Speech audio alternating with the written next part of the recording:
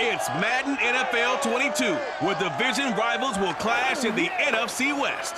It's the Hawks and the Rams, coming up next.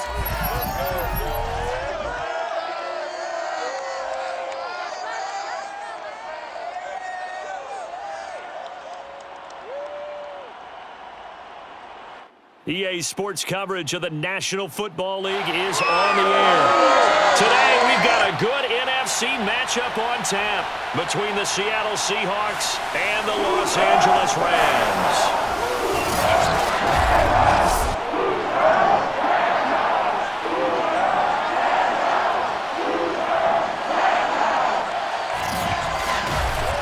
Gotten alongside, as always, my partner Charles Davis. And CD, in the few moments here before kickoff, let's give these folks at home a look at these two offenses by the numbers. What stands out to you? Brandon, I just continue to be amazed by the analytics of the game, and it's an area where I continue to concentrate and study because I'm still trying to figure out how coaches and coordinators can really crunch the numbers and find where exactly on the field the defense is vulnerable. It's the game within the game. And if you really dive into it, it can be endlessly fascinating.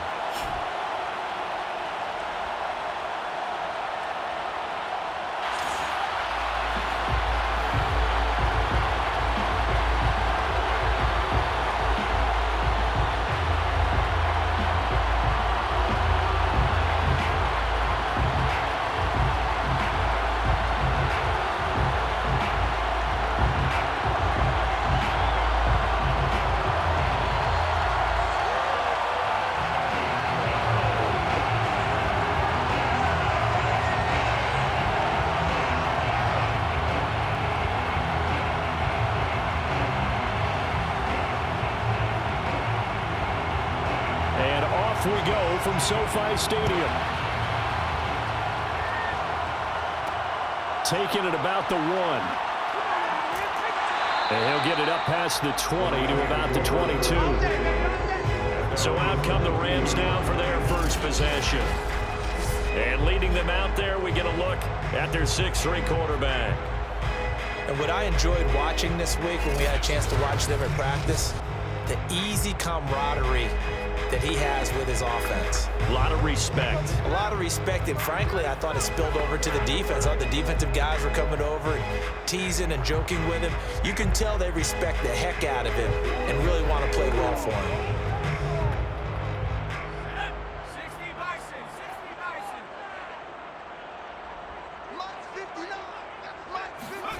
Fouts to throw. Throwing the out route incomplete. That's Anderson. And he takes us beyond the 35 before going out of bounds. And we see the emphasis early here. Get your star receiver involved. Able to do it successfully.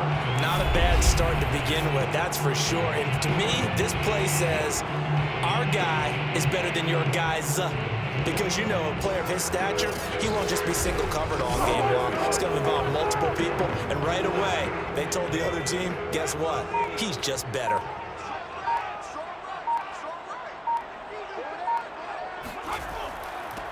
They'll run on first down.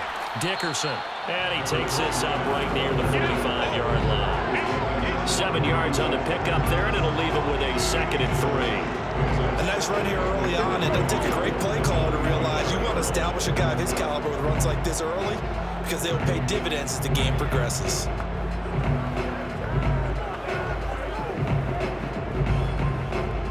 Working with a 2nd and 3.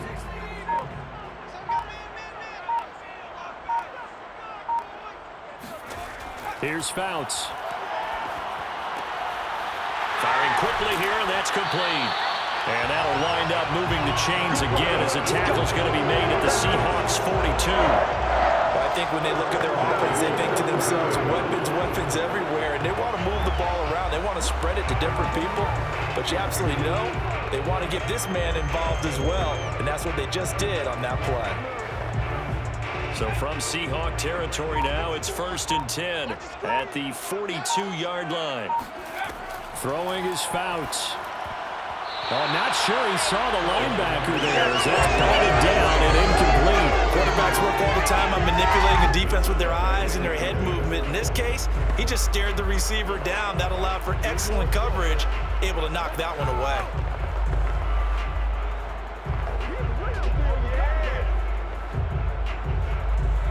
So now 2nd and 10 after the incompletion on 1st down.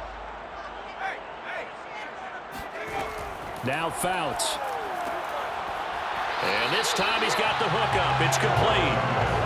9 yards, and that leaves him just short, so it'll be 3rd and less than a yard.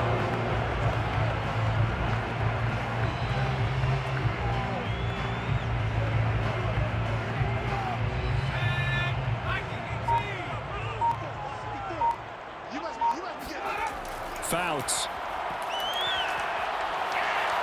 Trying to lay one up deep. And this is caught. And so close. He gets it to the 1. He's right there.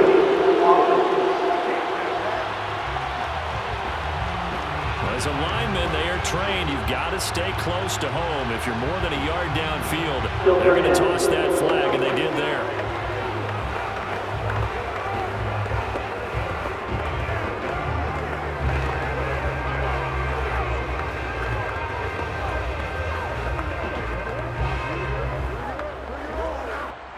It'll be a nickel look here for the Seahawks on 3rd down.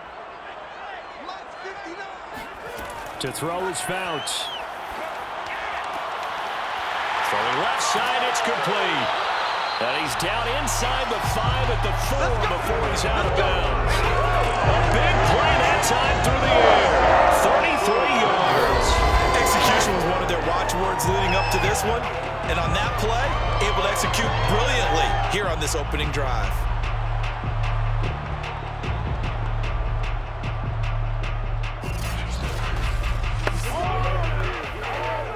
A terrific opening drive has them knocking on the door. 1st and goal.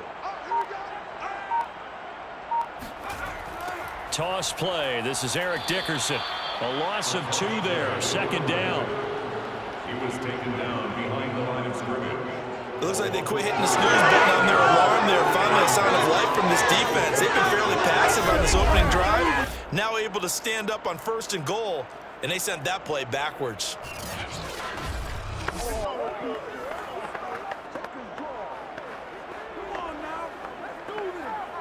Second and goal from the 6 this time.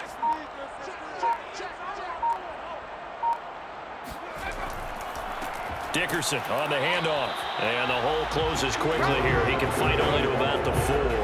The 2nd down play not much better than the first. Just a gain of 1 there. Driven it down the field nicely here on the opening drive, and now it's put up or shut up. No doubt about it, because to make that type of a drive and ultimately kick a field goal would feel very disappointing. But I'm just wondering, is the head coach thinking, is this 4-down territory? Might he go for it? He'll look to throw. Hammering for the goal line. He loses the football. And the Seahawks have picked it up. A big seam, and he might go all the way. And they bring this one back. It's a fumble recovery and a Seattle touchdown. How about that for a momentum swing? You had it goal to go. Not only do you cough it up, but they pick it up and return it all the way for a touchdown. And now you have to give oxygen to the entire team, because what a letdown that was. Terrific drive. Looked like you're going to get points. Instead, the other team registers them on the scoreboard.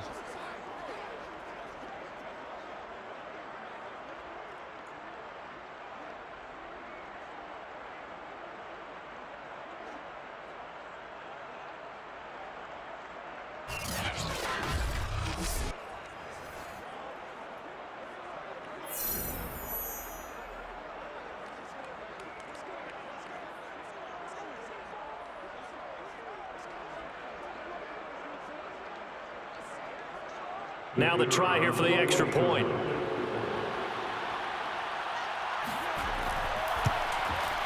And this will give the Seahawks a 7-0 lead. Makes the score. So not only the cough up, but then the pickup on the other side, the scoop, and the score the other way. The fumble return for a touchdown.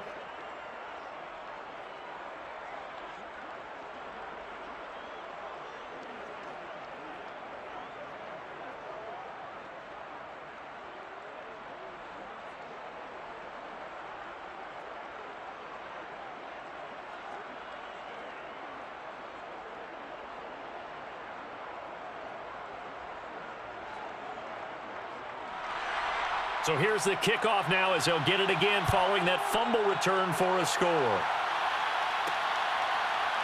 And here comes a return. And deep in his own territory, he coughs up the football.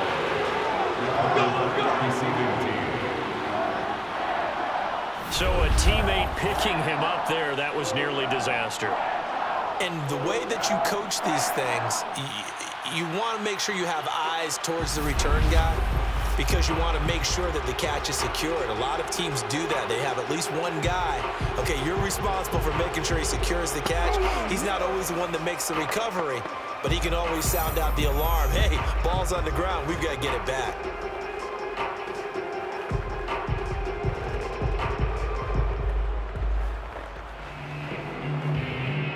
So not quite a 1st and goal. It's 1st and 10 from the 10. Now a give left side. It's Dickerson. And he'll get this one up to about his 14. Give him 3 on 1st down. It'll set up a 2nd and 7. Give credit to the defense for stringing that play out, and they gave up no cutback angle. You know he was trying to dart through. No place for him to go. A nice job there, only giving up a 3-yard gain. Here's a 2nd and 7. Quick hitter here, it's complete. They get him to the ground right on the cusp of the red zone after a pickup of 5 or 6. I know many people like to throw to the tight end, maybe in a little flexed out position because he creates mismatches with his size. But slot receivers do the same thing with their quickness, their speed, and their route running savvy. On 3rd and short, they'll try and pick it up through the air. And he'll get this up past the 25 before he's out of bounds. And already down 7-0 after the touchdown a minute ago, so a 3 and out here would not be ideal for them. Nice job finding his receiver there, and they get the 1st down.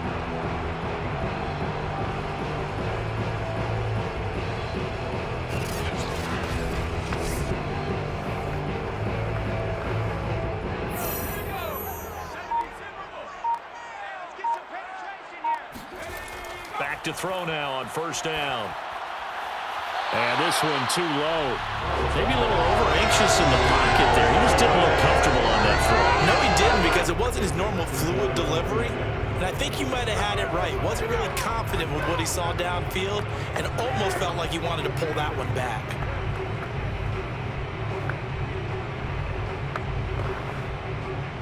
An incomplete pass on 1st down. That leads to a 2nd and 10.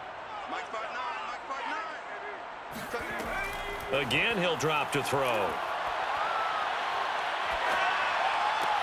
That is caught by Anderson. And brought down, but not before reaching the 45-yard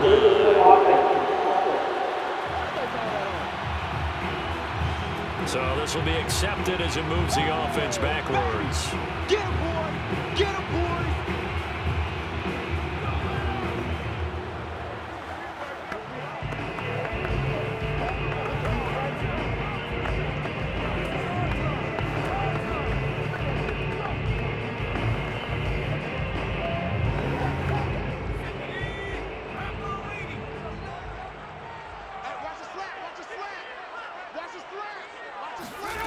They'll stick with the passing game as he looks to throw. He's going to float this one deep right side. And that will fall incomplete. Oh, they took a shot there on what will turn out to be the final play of this 1st quarter. After 7-0 on EA Sports. The Rams with the football here to begin the 2nd quarter.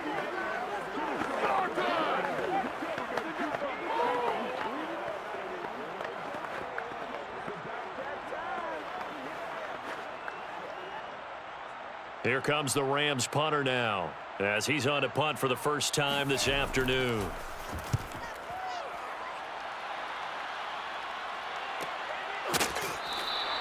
So possession goes over here on the punt, and it'll be Seahawk football 1st and 10. So out comes this offense to take over for the 1st time. And out will come the leader of this offense, and that, of course, is their signal caller. And this could be a whole lot of fun because if his game plan goes into effect early, We're going to see some shots downfield, aren't we? What did he talk to us about? Stretching the field. Wants to open things up for not just his receivers, but for anything underneath. Well, that was the theme, the front page of the sports section. What the columnists write, possible air raid. So we'll see. Yeah, it's going to be interesting to see how the coaches view that, right? Who gave away the game plan? I think it's pretty obvious, though. That'll help them win. And this is going to be intercepted. He's picked off just shy of midfield. And his guys will set up shop at midfield at the 50-yard line. Certainly not his best throw that time, and not a good time to make it, Charles, when they were a nickel with 5 defensive backs on the field. And that's exactly why you have those 5 DBs out there. You want extra speed on the field, guys who have ball skills and understand what the passing game can do, and gives them a chance to react and make a play on the football, and they take one of those away.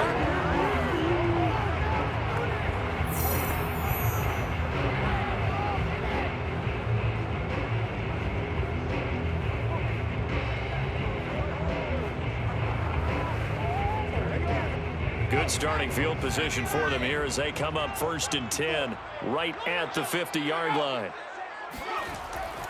A carry for Dickerson. Give him 5 on the carry there, and it'll be 2nd down. Brandon, 5 yards on that run. Let's get back to the huddle and make sure you're back. You spend time with your offensive line and give them credit.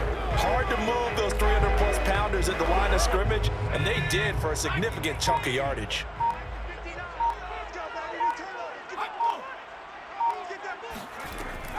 The play-action fake. They'll look to throw. Out left to Anderson. And he is out of bounds inside the 35. And as a quarterback, you always want to exploit gaps in the defense, and he finds one here. Crossing route, working from right to left across the field. And once you get defenders going in the wrong direction, it is awfully hard for them to pivot back, and you end up getting the 1st down. So they'll come up 1st and 10 now from the 33. They'll try the left side. Dickerson, and just no chance of turning the corner. He can only get back to the line of scrimmage. 2nd and 10 coming up. The running lanes have definitely not been there for him here in the first half, and I don't think it's all been his fault. His offensive line hasn't given him much space. A loss results there. So after the run for no gain, here's 2nd and 10. They'll set up a throw. Wide open receiver complete. Touchdown, Rams. A great effort there. 33 yards. And the Rams are an extra point away from tying up this football game. I know these wide receivers are about flash and dash and high-flying plays, but a good number of them played running back at some point in their career, and that's how they finish off a lot of their big plays, run after the catch. And this time he finishes off the big play in the end zone. Point after, right down the middle. And we are tied here in the 2nd quarter. Just a 4-play drive that time. And the result for the Rams, a touchdown.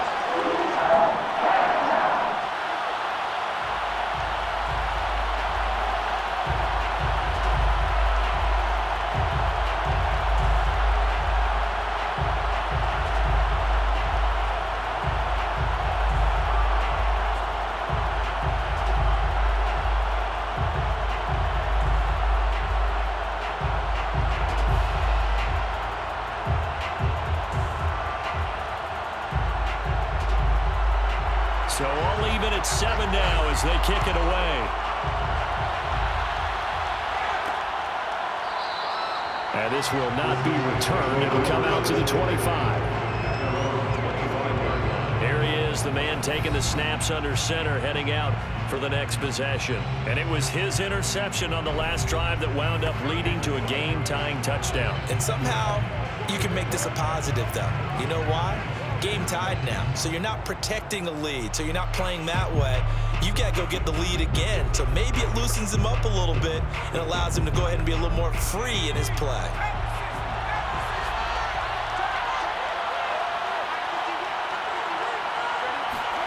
They go back to the air here after the INT on the last drive.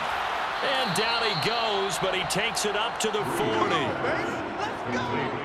Oh, that was a nice job there. Quarterback and receiver reading the pressure that was brought. They both knew it was going to open up the middle of the field. Nice little shake and bake at the line of scrimmage, got right into his route. And the quarterback hit him in stride, and he was able to run free after the catch.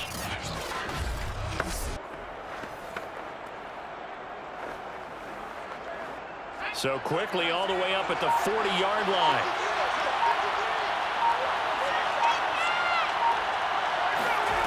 To throw is Brees. He's going to launch this thing way downfield. And this is incomplete. Oh, he had 6 points right in his hands, but could not hang on. I know you felt like saying touchdown there, didn't you, partner? That looked like a sure 6 points, but the contact jarred it free. Got his hands on it, could not hold on through the end of the play.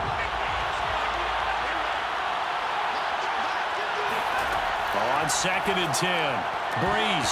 And this throw incomplete. The defender all over him that time, and it's going to lead to 3rd down. He did an okay job of absorbing the hit, just couldn't secure the football through the catch. And he was right there on the spot and forced the incompletion. That's something defenders work on all the time. If you're there, make the contact, but continue to work your way through the receiver so that you can't possess the football and turn it into a catch. So back-to-back incompletions, and that has him staring at a 3rd and 10. And it's going to be incomplete. He was able to catch it there on the right sideline, but out of bounds, says the line judge. And it's going to bring up 4th down. Had to pass there, 3rd and long on your own side of the field. Just couldn't come up with anything. That's why teams always talk about having to win the early downs, meaning you've got to gain yardage and set yourself up for 3rd and short, because when it's 3rd and long, the odds go down significantly trying to pick up the 1st down, even throwing the football. And a nice special teams job here. This is going to be down inside the 10 at the 7-yard line. Absolutely love the flexibility of these punters. Their leg drive, able to get it way up in the air, and that allows the punt team to get down there and down it inside the 10 because they've had some time. And the LA offense ready for this next possession. The last possession, these guys were able to tie the game with a touchdown, and now they'll have a chance to move out in front. Yeah, let's give a big assist to the defense who got the ball back. The special teams went out there, handled things. They've got it. They've got momentum. I know they're eager to get out there and put it on display. I don't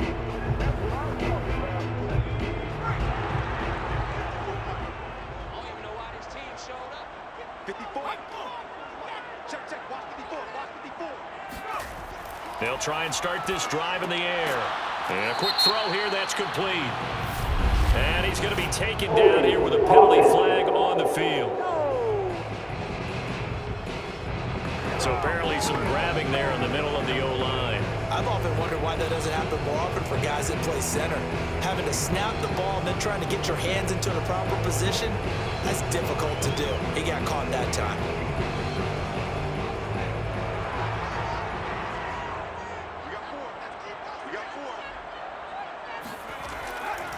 Here's Eric Dickerson. And they'll get him down up past the 15. How many times do we say in this game that speed kills, and it does it in so many different ways? In this case, you got a back who's quick and shifty, can make moves, make people miss, but also gets to and through a hole before it can close down. That's some of the benefits of that speed, not just outrunning people in the secondary, and that led to a really nice gain. Thanks to that last play, a little more room to operate. 1st and 10 at the 18. Back to throw. And it's incomplete. Boy, he doesn't drop any like that one. 2nd down. After watching him drop that slant, I can hear my old coach's voice ringing in my ears right now. You can't run with the ball until you catch it. Trying to get those rack yards before he secured it.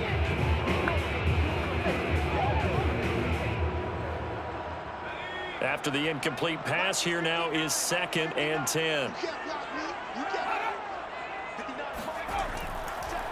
Running it with Dickerson.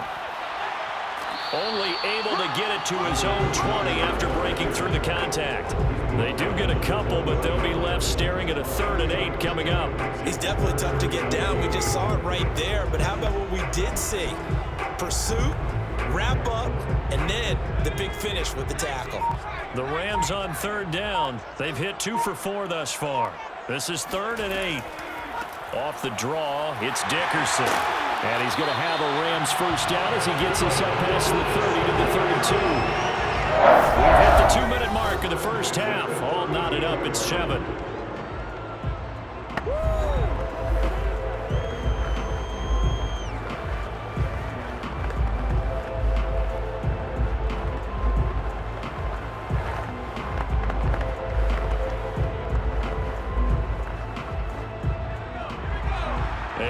Coming up at halftime, Jonathan Coachman will join us from Orlando with our halftime report. But business to take care of before we get there. A 2-minute drill before the coach's 2-minute drill. And he'll have it past midfield almost to the 40 before being taken down. Well, we know he's got the speed there. He needed the speed and the hands. A great catch. And because of that speed, you have to respect it as a defender. So you have to either play off or make sure you're somehow in contact with him, and he's able to do exactly what you said. Use the speed to his advantage and go up and get the football. That's a big-time play right there. They'll look to throw here on first down. Getting this into the hands of Eric Dickerson. Touchdown! A great play there. 41 yards. And the Rams have taken the lead. And I think that's a pretty good illustration of why they try to get the football into his hands out of the backfield. That was something else. And we talk so much from a defensive perspective about scheming and finding ways to take away the run. That means the offense has to devise different ways to get the ball in the hands of their guy out of the backfield. Find open space, let him run, and big things can happen, and they did right there. Extra point right down the middle, and that makes the score 14-7. So the drive there took 6 plays, and it winds up with a touchdown for Los Angeles.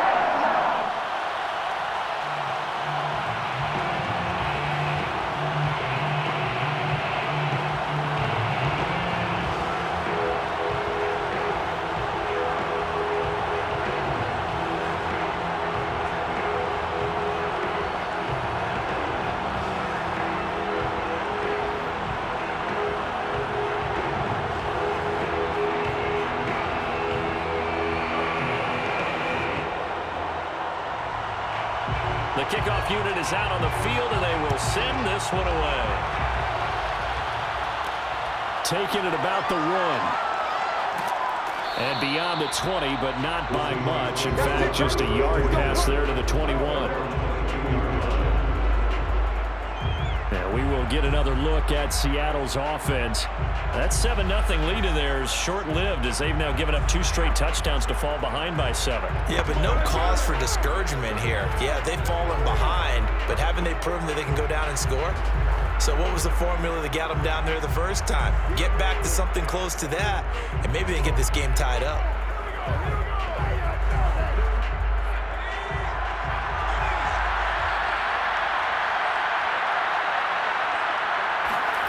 Throwing on first down is Brees.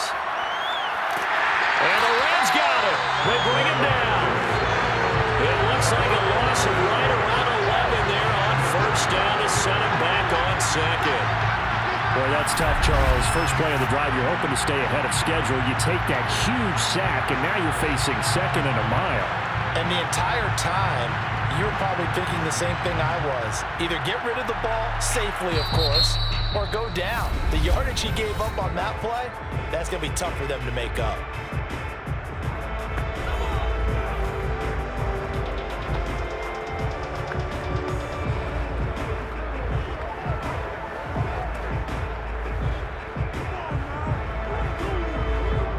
Well, they're in some hot water now after that sack.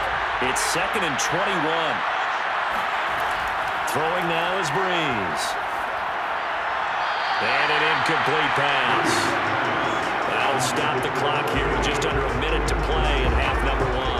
Well, as we get ready for third down. Let's go back and recap here. The sack on the first play of this drive, that threw a wrench in what they were trying to accomplish because they were compelled to throw the ball on second down. A running play was not in the works. And that incompletion set up another passing down here on third and long. On third down, Warner. The Rams going to go ahead and use the first of their timeouts as they get the stoppage with a little over 50 seconds to go in the first half.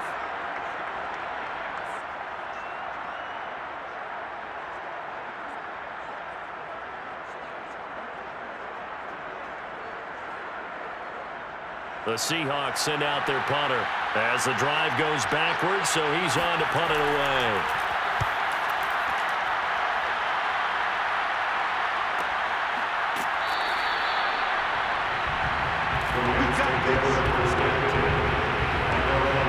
Now out comes their leader and the captain of this offense back onto the field. He's showing off that arm, showing it off very well. They've got the lead. Don't forget, though, about the protection he's had. The protection's been good. And I'll guarantee you he hasn't forgotten about it at all because that's keeping him clean in the pocket, allowing him to step into throws and make those deep passes come true. I mean, it's just been beautiful for him to do.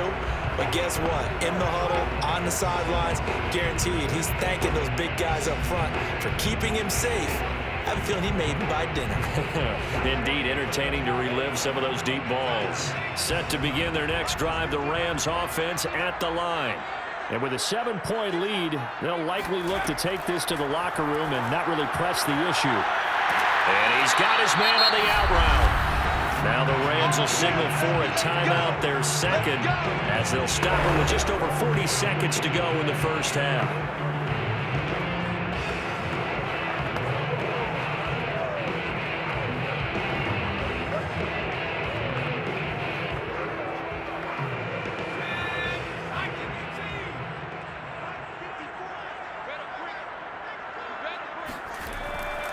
On first down, Dickerson. And he'll be out of bounds just shy of the 40. 53 yards rushing for him now, and what was his 10th carry of the ball game. We often give credit to the O-line there. Two tight end formation. Those tight ends block pretty well also. Yeah, and that's one of the most dynamic positions in football now. The tight ends who can block at the line of scrimmage at the point of attack, and they can also get downfield and catch the football. Back-to-back good plays have them on the move on first down.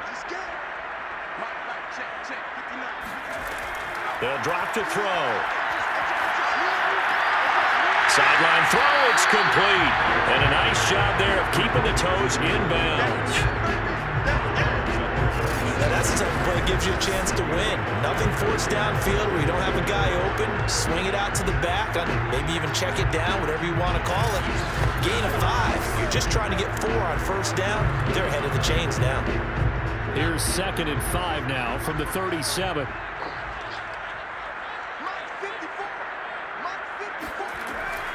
Now back to throw. Oh, now a strip. He loses the football.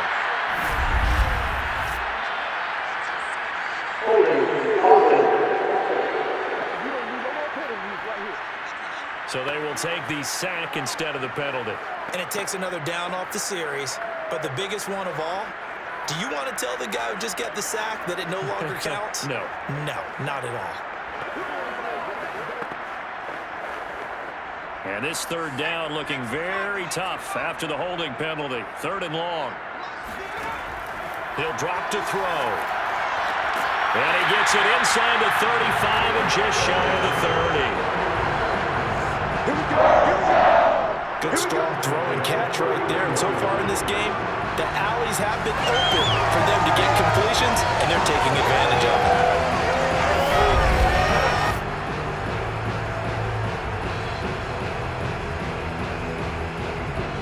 Now a timeout signaled for, and they'll get it with 10 seconds to go before halftime.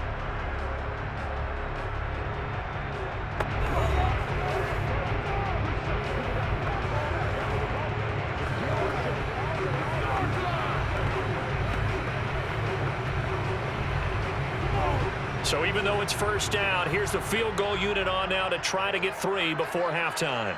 On the left hash, this from 48 yards. And this one looks good. It is good. Right down the pipe. And they will move up by 10 now, 17-7. So that one on target, and it adds to this first-half lead. And maybe we're too early to worry too much about one-score lead, two-score lead, etc. But this is where you kind of start banking those points that come in helpful later on.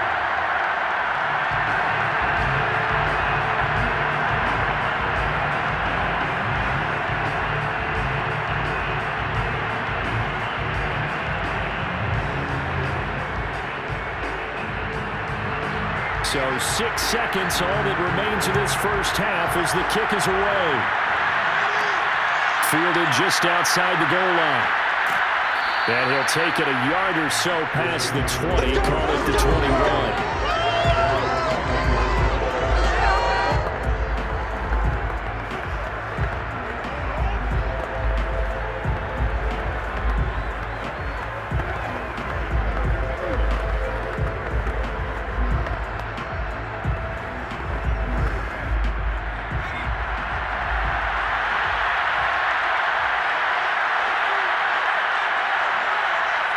All that remains is to snap this once, and that'll do it for the first half of play.